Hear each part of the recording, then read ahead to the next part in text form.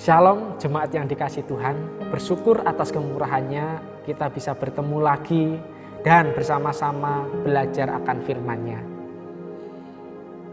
Janganlah firman Tuhan menuruti hati dan pikiran kita, tetapi sebaliknya hati dan pikiran kita haruslah menuruti firman Tuhan. Mari kita berdoa bersama. Bapa yang kami kasihi, pada saat ini kami bersyukur atas kemurahan-Mu. Engkau izinkan kami bersama-sama belajar akan sabda yang begitu indah yang Engkau nyatakan dalam hidup kami. Biarlah Engkau tundukkan hati dan pikiran supaya apa yang kami terima boleh dimengerti, dipahami, bahkan dilakukan di dalam kehidupan kami. Kiranya Tuhan memberkati dan menguduskan hamba-Mu yang penuh keterbatasan, kekurangan, dan dosa ini, sehingga firman Tuhan boleh disampaikan dengan baik dan boleh memberkati setiap jemaat. Di dalam Kristus Tuhan kami sudah berdoa. Haleluya. Amin. Saudara yang dikasihi Tuhan, kita menyadari pada zaman sekarang ini banyak sekali public figure, baik itu artis, politikus, olahragawan, bahkan juga tokoh-tokoh agama yang diidolakan banyak orang.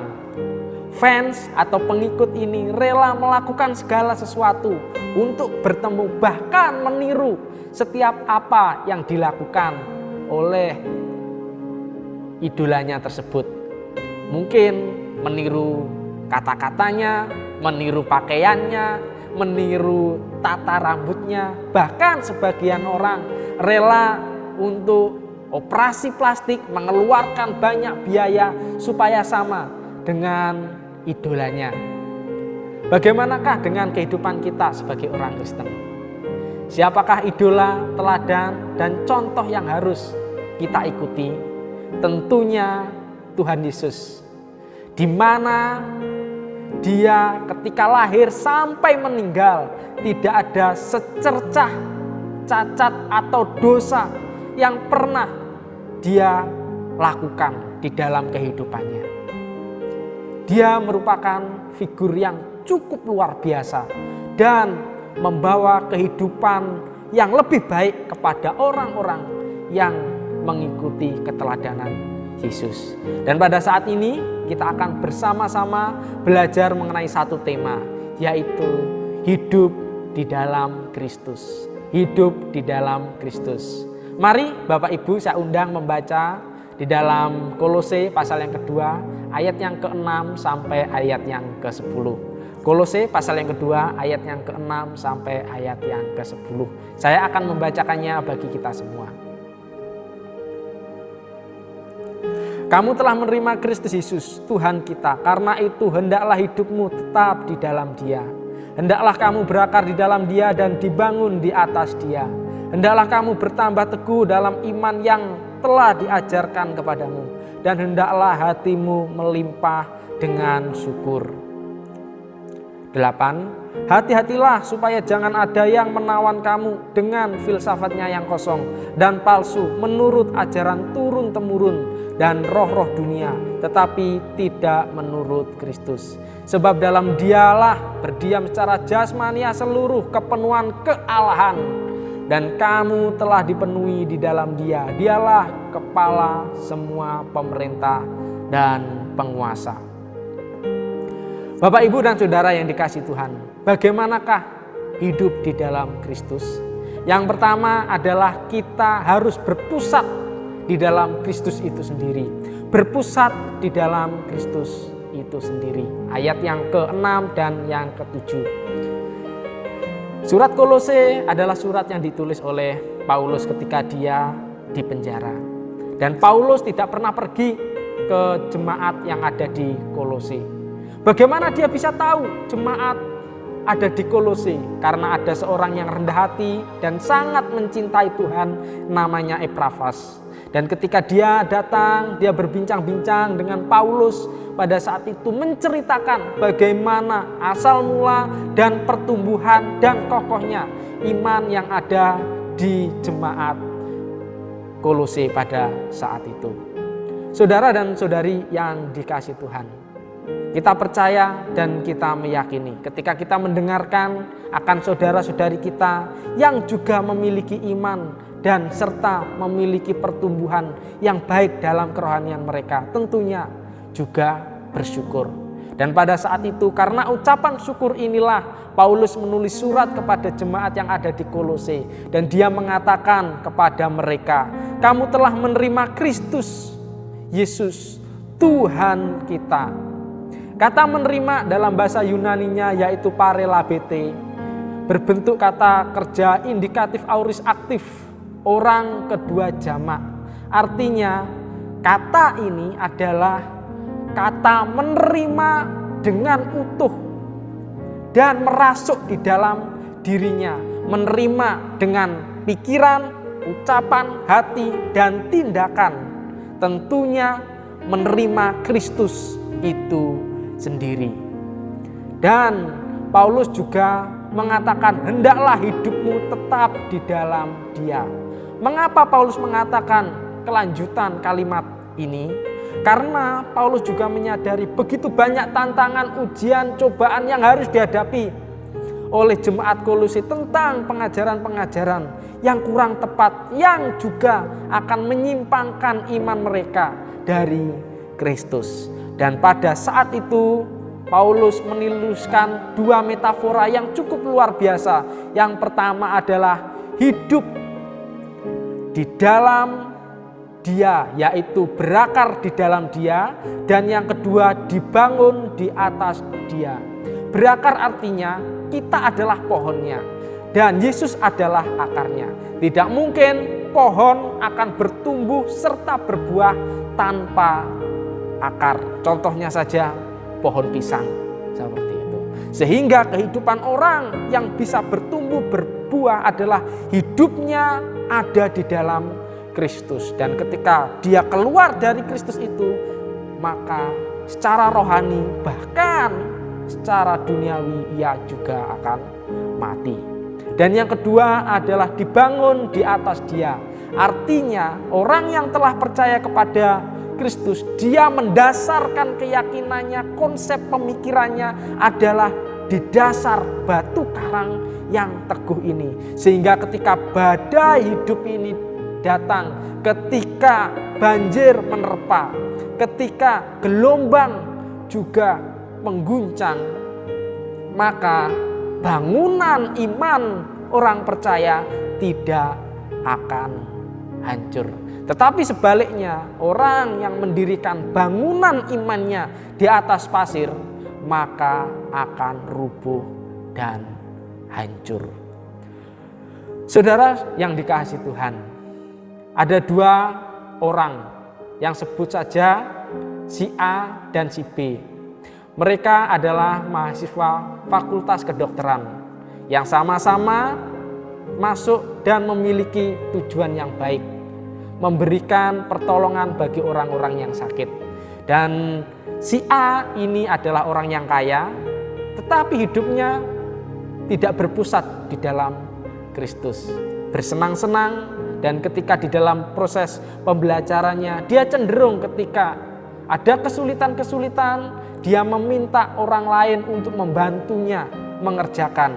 Sehingga setelah selesai mengerjakan, orang itu dikasih uang dan tugasnya itu diberikan kepada dosen. Bahkan ketika dia skripsi pun, dia meminta orang lain untuk membuatkannya dan memberikan uang serta memberikan bimbingan kepada dirinya.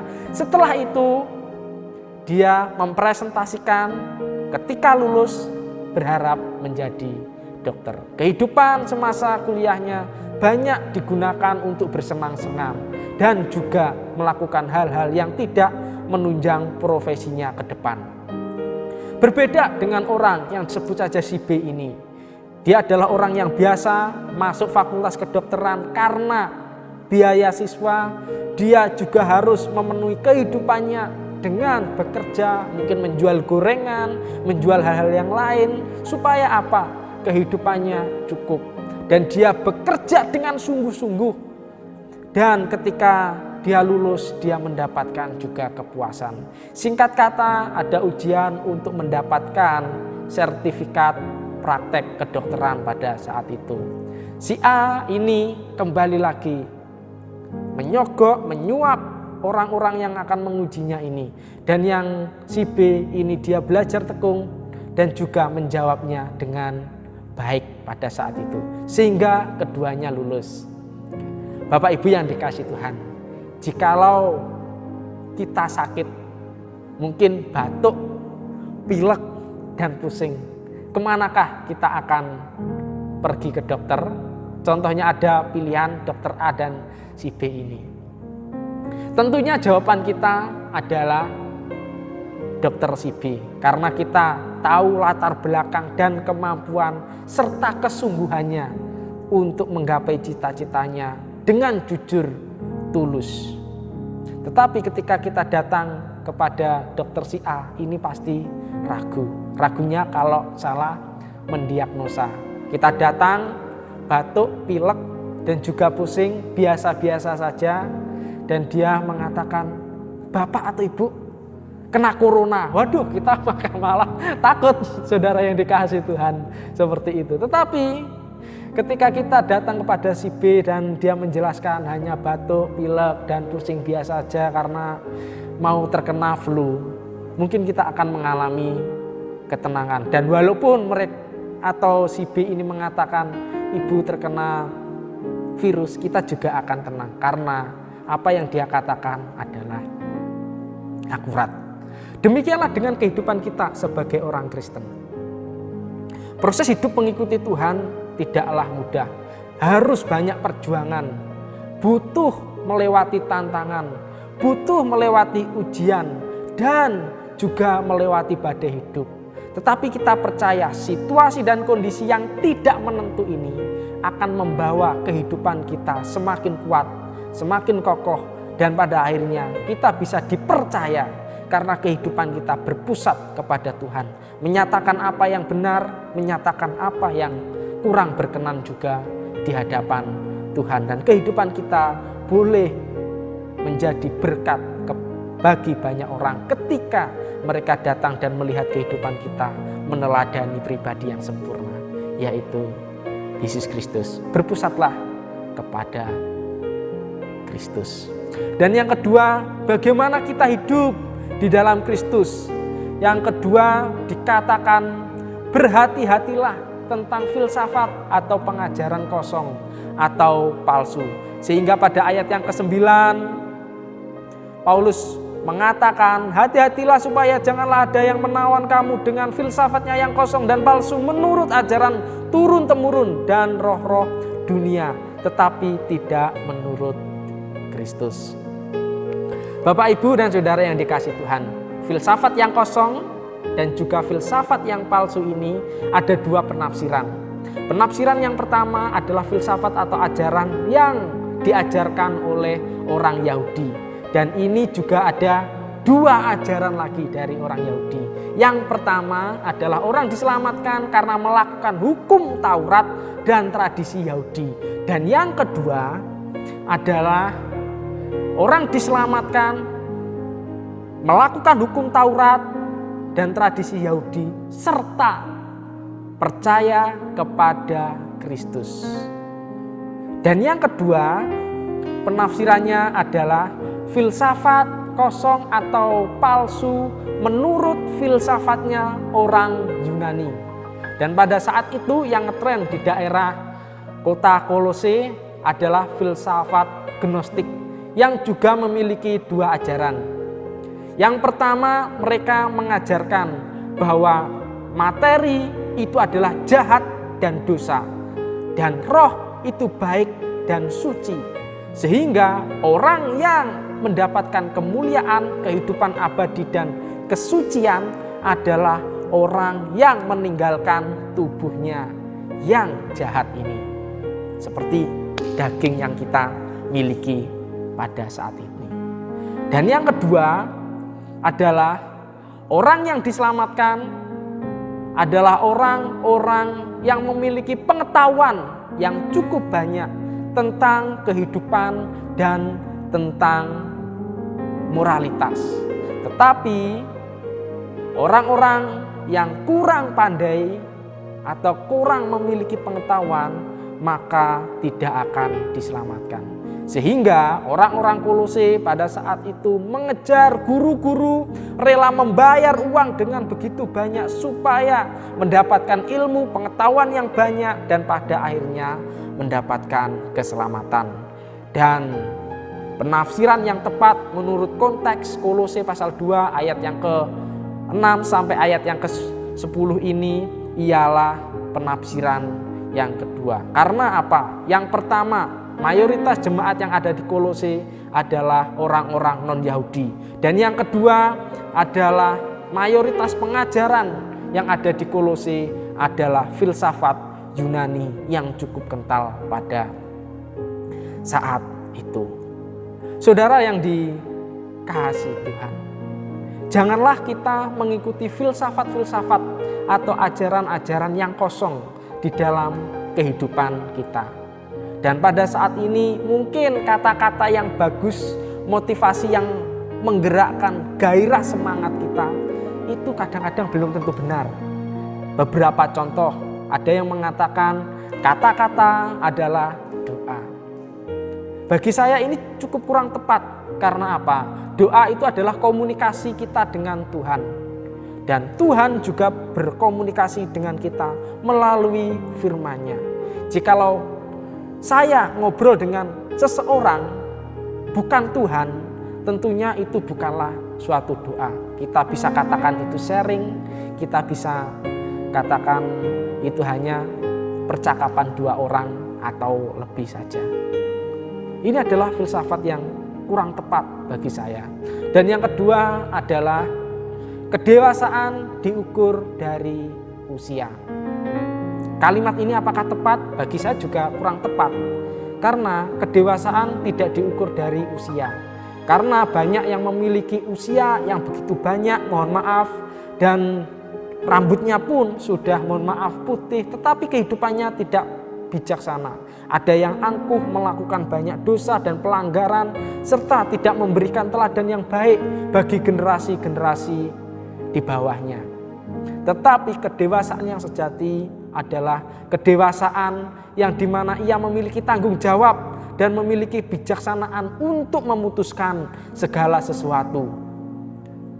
Dan ini belum tentu orang tua saja, orang muda pun juga banyak memiliki sifat dan sikap seperti ini. Dia bertanggung jawab atas pekerjaannya dan dia juga memiliki hikmat untuk mengolah segala sesuatu dan juga berkomunikasi dengan orang-orang yang di sekelilingnya sehingga menjadi berkat bagi banyak orang.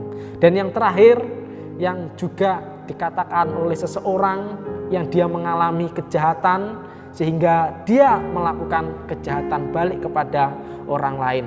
Dan ini juga muncul di film. Kalimat ini mengatakan orang jahat adalah orang baik yang dijahati. Artinya adalah ketika orang baik yang dijahati, mungkin dibully, mungkin ditindas, mungkin dianiaya, dia akan menjadi jahat. Karena apa? Karena orang itu melakukan kejahatan. Saudara yang dikasihi Tuhan, ini merupakan juga pengajaran yang kurang tepat. Karena banyak orang yang tanpa disakiti, tanpa dilukai, tanpa dianiaya, tanpa direndahkan pun mereka tetap melakukan kejahatan. Mungkin karena mereka memiliki kesombongan, memiliki jabatan yang tinggi, memiliki orang tua atau orang-orang di samping yang akan membackup mereka. Mungkin mereka mempunyai kekayaan yang cukup luar biasa sehingga bisa menindas orang-orang yang lemah. Filsafat-filsafat yang seperti ini yang sederhana, yang tanpa kita sadari mungkin saja masuk di dalam pikiran dan juga hati setiap orang percaya. Tetapi di dalam Amsal pasal pasal yang pertama ayat yang ke-7 mengatakan, takut akan Tuhan adalah permulaan pengetahuan, tetapi orang bodoh menghina hikmat dan didikan. Hal ini menunjukkan bahwa orang yang bijaksana, hikmat, yang berpengetahuan adalah yang pertama takut akan Tuhan. Sehingga dia mau dididik, mau diarahkan, dibimbing, dinyatakan kesalahannya dan merubahnya menjadi orang yang baik seturut dengan apa yang dikehendaki Tuhan di dalam setiap situasi dan kondisi yang sulit. Inilah yang harus kita miliki pada saat ini. Apakah ini mudah? Tentunya tidak.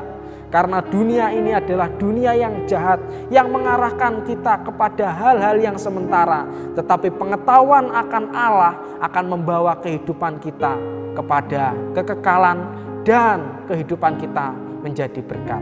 Oleh sebab itu hati-hatilah terhadap pengajaran-pengajaran yang membelokkan pengetahuan dan iman kita kepada Tuhan. Dan yang ketiga adalah marilah kita pada saat ini bersama-sama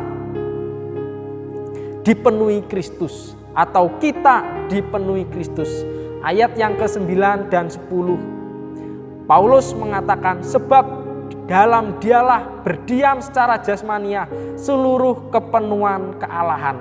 Kenapa Paulus mengatakan seperti ini? Karena dia juga menyadari di daerah Kolose pada saat itu guru-guru palsu mengatakan Yesus itu bukanlah Tuhan, hanya sebatas manusia yang memiliki moralitas kebaikan lebih tinggi daripada rata-rata manusia pada umumnya. Dan tidaklah mungkin Allah yang maha kuasa, maha sempurna, maha bijaksana merendahkan diri menjadi manusia. Tetapi justru karena Allah itu maha kuasa, maha sempurna, tidak terbatas oleh ruang dan waktu, dan begitu indahnya sehingga dia rela menjadi manusia. Tujuannya apa? Menebus manusia yang telah percaya kepadanya sehingga mendapatkan kehidupan kekal pada akhirnya.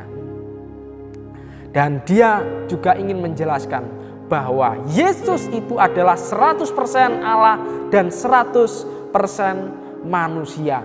Sehingga boleh menjadikan teladan hidup yang sempurna bagi orang-orang yang telah mengasihi Allah. Saudara dan saudari yang dikasihi Tuhan, beberapa belas tahun yang lalu saya pernah bertemu dengan seorang ibu dan juga anaknya yang kecil. Dan pada saat itu ibunya ini bercerita bahwa anaknya ini pernah bermain dengan teman-temannya. Kemudian dia diajari kata-kata kotor oleh teman-teman yang lebih tua, mungkin 1 tahun atau 2 tahun di atasnya. Anak kecil ini berumur 4 tahun.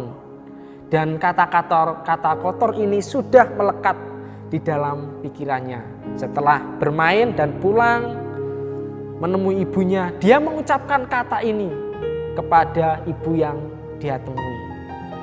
Dan ibunya apakah marah? Tentu tidak. Ibunya mengatakan, "Nak, ini kata yang tidak baik. Kata-kata ini tidak berkenan di hadapan Tuhan. Tuhan tidak suka." Terus anak ini berkata kepada ibunya, "Bagaimana caranya supaya saya menghentikan kata-kata kotor ini?"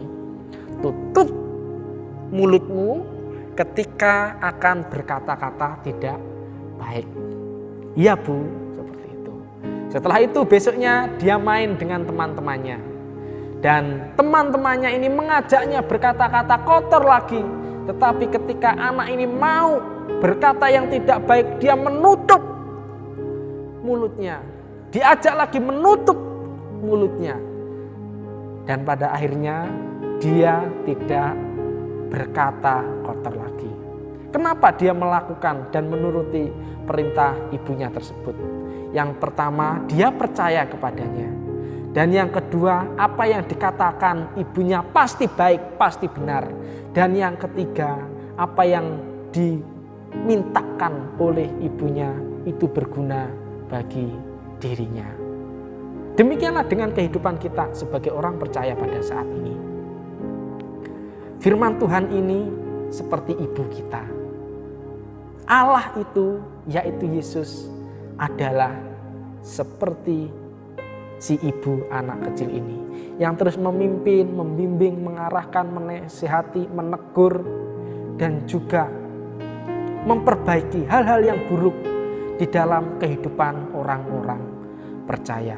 Ketika kita dipenuhi oleh Allah, maka kehidupan kita akan seperti Allah tersebut.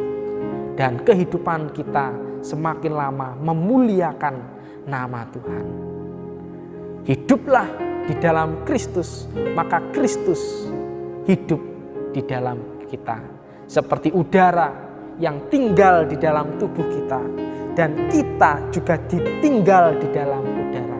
Demikianlah Kristus yang tinggal di dalam hidup kita, kita tinggal di dalam Kristus.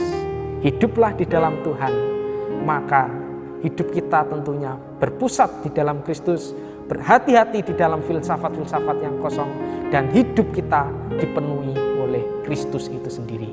Mari kita berdoa bersama. Tuhan yang kami kasihi, pada saat ini kami bersyukur atas kemurahan-Mu. Engkau mengizinkan kami supaya hidup di dalam Engkau, karena Engkau telah memilih, memanggil, dan membuat kami bersandar kepada Engkau. Ajarkan supaya taat dan kesetiaan kami terus ada, dan kehidupan kami kembali lagi memuliakan, menyenangkan hati Engkau di dalam situasi dan kondisi yang sulit ini. Berkati setiap kami, biarlah firman ini terus menjadikan hidup kami berbuah di dalam Tuhan. Di dalam nama Tuhan Yesus kami sudah berdoa. Haleluya. Amin. Tuhan Yesus memberkati kita semua. Amin.